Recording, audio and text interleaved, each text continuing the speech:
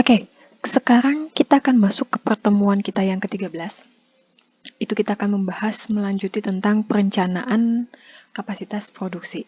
Ya, sebelumnya kita sudah menghitung bagaimana kita mengukur kinerja produksi serta bagaimana kita melakukan pemilihan terhadap mesin. Tujuannya adalah apakah kita akan berinvestasi terhadap mesin yang baru atau kita tetap akan menggunakan mesin yang lama. Di pertemuan kita yang berikutnya, yang ketiga itu adalah kita akan menghitung biaya produksi. Tapi lebih spesifiknya kita akan membandingkan biaya produksi. Baik ketika kita akan menggunakan mesin yang baru, berinvestasi terhadap mesin yang baru, ataupun kita berinvestasi tetap menggunakan mesin yang lama. Untuk biaya produksi, di sini yang kita soroti adalah waktu yang digunakan untuk menghasilkan output tersebut. Ya, kita akan memerlukan informasi terhadap waktu yang digunakan untuk menghasilkan part. Selanjutnya adalah yang kita perlukan untuk menghitung biaya produksi adalah waktu setup-nya. Waktu setup ini adalah waktu misalnya untuk pemanasan mesin, penghidupan mesin pertama kali, gitu ya. Lalu adalah biaya setup rata-rata. Selanjutnya adalah biaya tenaga kerja langsung, serta kita akan menghitung biaya overhead. Nah, di sini raw material tidak dihitung, jadi biaya produksinya kita lihat dari waktu menghasilkan part, lalu waktu setupnya, biaya tenaga kerjanya, serta biaya overhead. Nah, formulanya itu adalah, sebentar ya, formulanya itu adalah untuk mendapatkan fixed cost, yang dianggap sebagai fixed cost itu adalah waktu setupnya. Otomatis biaya setupnya juga menjadi bagian dari si fixed cost. Nah, variable cost yaitu adalah biaya tenaga kerja serta biaya overhead. Udah jelas ya, tenaga kerja akan bergantung dari berapa banyak produk yang dihasilkan. Untuk menghitung tenaga kerja itu adalah T per 60. Nah, kita akan menghitung dalam satuan menit. Biasanya kan tenaga kerja satuannya jam, tetapi kali ini kita akan menghitung dalam satuan menit, sehingga dikonversi menjadi T per 60. Dikali dengan labornya, biaya tenaga kerjanya, jadi upahnya dikali tenaga kerja plus adanya biaya overhead, dikali dengan quantity yang dihasilkan. Sehingga total cost adalah fixed cost ditambah variable cost. Fixed cost-nya tadi adalah waktu setup serta dikali dengan biayanya, serta ini adalah konversi dari biaya tenaga kerja dikali dengan jam kerja tenaga kerjanya ditambah dengan overhead dikali dengan kuantitinya. Nah, bagaimana untuk mendapatkan BEP atau quantity di mana terjadi titik impas industri tersebut atau perusahaan tersebut dalam kondisi tidak untung ataupun tidak rugi.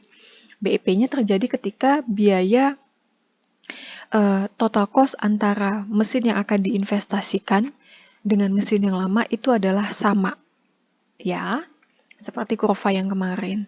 Maka Q-nya adalah T per 60 kali S kali SR untuk mesin yang lama dibagi dengan mesin yang baru, ya, karena kan T per 60 kita konversikan balik jadinya. Oke, sekarang kita akan masuk ke contohnya. Lakukan analisis BEP untuk ada mesin bubut dan mesin bubut turret. Data yang diberikan adalah ini. Mesin bubut waktu untuk menghasilkan partnya itu adalah 12 menit per pieces. Jadi untuk menghasilkan satu pieces dibutuhkan waktu 12 menit. Sementara untuk mesin turret itu hanya 5 menit karena kemarin itu mesin turret sifatnya masih semi otomatis. Biaya tenaga kerjanya itu adalah $7 per jam.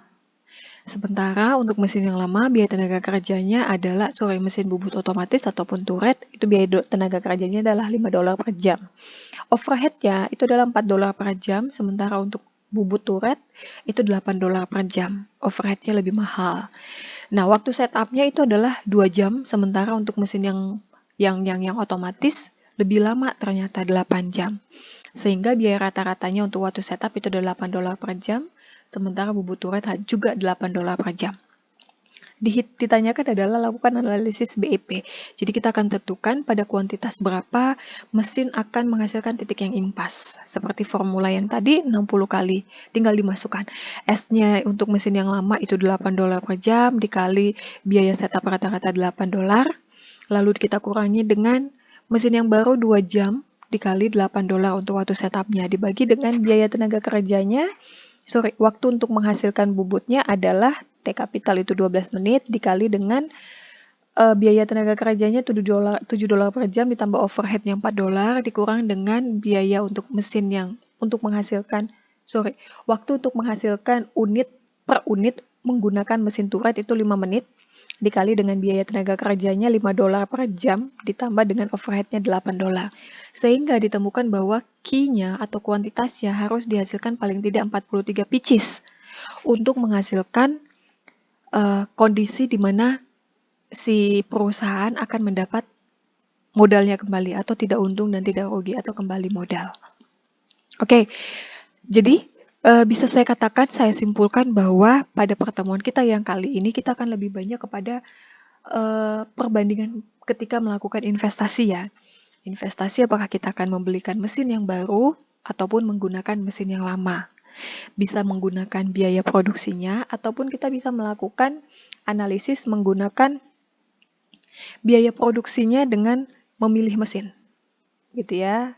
Biayanya kita bisa lihat dengan penggunaan pemilihan mesin ataupun memang kita lihat dari ya biaya produksi ketika dihadapkan kepada aktivitas produksi sesungguhnya, bukan memilih mesinnya. Jadi investasi kita bisa lakukan dengan dua hal. Yang pertama adalah dengan memilih mesin mana yang terbaik. Yang kedua kita bisa membandingkan dengan biaya produksinya. Pemilihan mesin seperti yang sebelumnya sudah disampaikan bahwa ketika memilih mesin maka kita harus menentukan kalau seandainya tidak diinformasikan biaya untuk listriknya, maka kita harus tentukan dulu biaya untuk listriknya, yaitu ini formula yang udah tetap ya, motor powernya dalam satuan horsepower kali 746 angkanya, kali total jam mesin itu bekerja, kali biaya rata-rata dayanya per kWh, dibagi dengan 1000. Lalu tinggal kita masukkan ke formula yang menghitung biaya produksi terhadap pemilihan mesinnya. Sekali lagi saya ingatkan, terhadap mesin yang baru itu akan dianggap melakukan penghematan, ya, sehingga dilakukan pengurangan terhadap penghematan karena dia akan mengurangi biaya produksi. Oke, intinya cukup itu saja. Dia akan menghitung efisiensi. Efisiensi sekali lagi itu adalah seberapa besar standar kita sudah terpenuhi, tercapai. Sementara utilisasi itu adalah seberapa besar fasilitas itu kita manfaatkan.